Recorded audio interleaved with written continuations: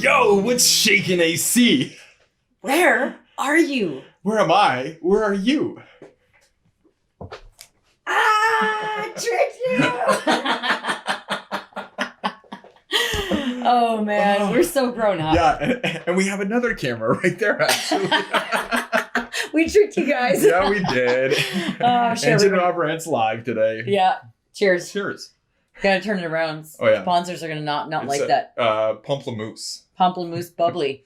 All right, cheers. Okay. All right, so question for you. Okay, I have an answer.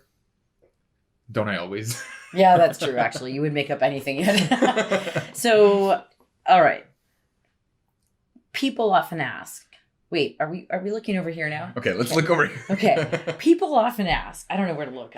People often ask, early franchisors ask, everybody keeps talking about this vetting thing. Gotta vet them and make sure you get the right, DNA and all that. And they're like, how can I, what am I missing? Like, what do I need to do that? And I thought it might be kind of cool if we shared some of the things that or the way that you approach it and think about it, especially compared to when you first started, and put yourself in the shoes almost and think, what do you wish someone would have told you about the vetting process?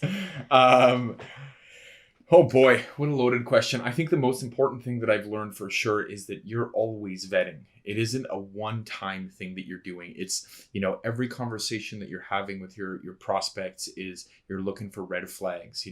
You're sending, for example, for us, there's a number of conversations that happens between myself and a prospect, but there is also, quizzes and just checking. Are we still on? We're still on. And this is going to be so funny because I'm sure when I try to synchronize these videos, there's going to be massive lag, but that's the nature of this, right? Yeah. Anyway, so conversations to vet the franchisees. There's personality tests, behavioral tests, aptitude tests, performance tests, all these different tests that we file out to get an understanding of who they are. It's so funny. It's a lot of tests. Yes, yeah. Okay. Then they also speak to our other franchisees on our franchise advisory council to get some information from. They start to poke and prod because they're actually in the trenches and they know what it's like to run a facility. Then we've got... Are the franchisees then also vetting them a little bit? Do they give you their feedback? Yeah, they do. Yeah, they do. Okay. Yep. Okay. Yep. Then we've got an assessment that we run that's part of the training. So they'll come in for 10 days, or at least at time of recording, it's 10 days. It might change. Yeah. Okay. And then after that, there's an assessment that we have them do as well. So it's a constant vetting, even like the process of every franchise prospect, the first thing they want to do is look for real estate, even before they've signed a franchise agreement. Mm-hmm. And you kind of get an idea of okay, look for real estate, but are you kind of going through the processes that you should? Are you trying to jump past different stages because you're like, this is the end all and be all. I don't care what your processes are. Is somebody saying, I got 10 other businesses. Don't worry. I can make this work. And then they're trying to show off that they've got business acumen, but you're thinking, part-time franchisee means part-time results. You know what I mean? Mm-hmm. So you can people learn that the hard way too. Yeah, absolutely. Okay, just for a quick sec there. So just knocking everything. Yeah, like a monster in my tech. Like an elephant in a china shop. Exactly.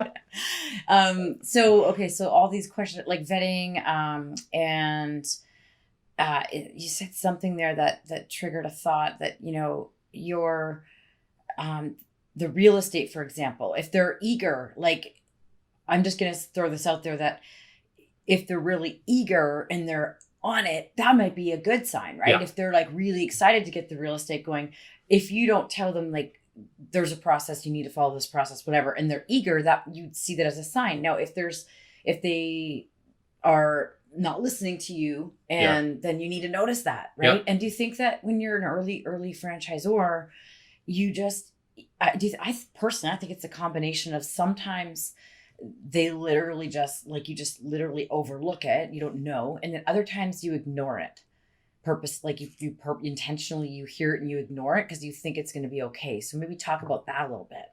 Yeah, I mean, sometimes franchisors get really, really excited to bring on another franchisee. And really? They will make it work. They're like, listen, I really need this money. Maybe that thing that the guy said was just, a one-time thing or a That won't apply to slip. us. Yeah. Won't apply to us. Or they A one-time slip. Yeah. I mean, I didn't okay, yeah, I own 10 businesses, but don't worry. I'll give them all up for this. Will you? Yeah. Did that happen to you? Hey guys, he said he'll give them all up, all 10 businesses. Yeah, I promise, right? Yeah. Exactly, yeah. So, but sometimes, the franchisor just wants the money, right? So they'll ignore something. Maybe they'll oversell a territory. They'll make that too big because the guy's just, trying to negotiate a bigger area. With real estate, if your real estate search is based heavily on market research and not necessarily on the actual brick and mortar building itself, then they may be all over the brick and mortar component of it, but totally overlooking the market research. And if you're telling them to do it and get engaged and they're maybe not doing it, then you question, are they able to follow processes. For the American and British and all the different people that are watching. Yeah. Like I think that one, I now that you say it, I bet you that's a big one where people, they think that they don't realize the franchisee's not listening to them. Mm-hmm. And I mean, I've got clients where I'll go on those calls with them and they're like, well, but they also said this good thing. And I'm like, yeah, but that bad thing, you don't weigh it out. It's not like maybe that's a thing to point out too. It's not like, well, I guess there's certain things that there's worse evils than others. Yeah.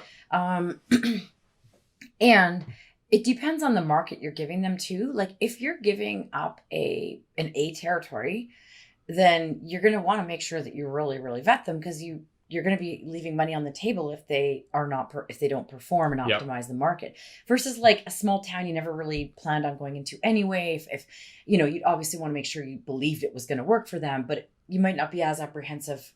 I don't know. There's some pain in the butt for you though. It's difficult then because if it's a small town and you're like, okay, cool, they can take it on. Then you have to think about the drain on the resources that they will have. I thought of that after I said it. Take that out. Can we cut that out? Cut. No kidding. But yeah, no, it's true. Really, at the end of the day, there's very few things you would want to ever compromise on. They have to be the right fit. I mean, they don't have to be they don't have to have 10 out of 10 on every single, say, criteria of the DNA and all these things. But if there's any red flags, I would compare. How are we on time? We got time. Okay. I would compare the vetting process within a franchise system, in comparison to training, in comparison to support and coaching, all that sort of stuff. The vetting process is to franchising the way socks are to clothing. Okay? You need good socks. They need to fit well. They can't be wet, if you get caught in the rain or something. They need to be comfortable. They, if you're trekking in the mountains or what, socks are a fundamental foundation of an outfit. That's how fundamental vetting is. What kind of socks do you have on right now? They have fish all over the aquarium. So this is coming from a sock guy. Yeah. Okay. Yeah. That's what I'm saying is your whole franchise system could be fantastic, but it could completely fall apart if you have the wrong franchisee. It doesn't matter what resources and support you have, how much you're talking to them, what sort of deals you've gotten them with suppliers. If they're not good at it because they're the wrong fit, all of that is in vain. You know what I mean? I mean, if you have more than one, sure, maybe the other ones will take advantage of it. But it's just like an outfit. Unless you are not wearing socks because you're wearing flippy floppies, then your whole outfit is going to fall apart. You're going to be walking around with an awesome tie on and your socks are going to be soaked because you stepped in a puddle or something. I don't know if I fully agree on the socks, but I get the principle of what you're saying. So I'll let I'm you making that up on the spot. Yeah, that was pretty good. If we're on the spot. Okay. All right. Well, that's that. There you heard it here, folks. Yep. It is the vetting process is a longer process. It's not just, doing a quick phone call. It's listening to your gut. Yeah. Are we counting down? Yeah. And then we're going to high five because we can. 3, 2, 1. Go be awesome.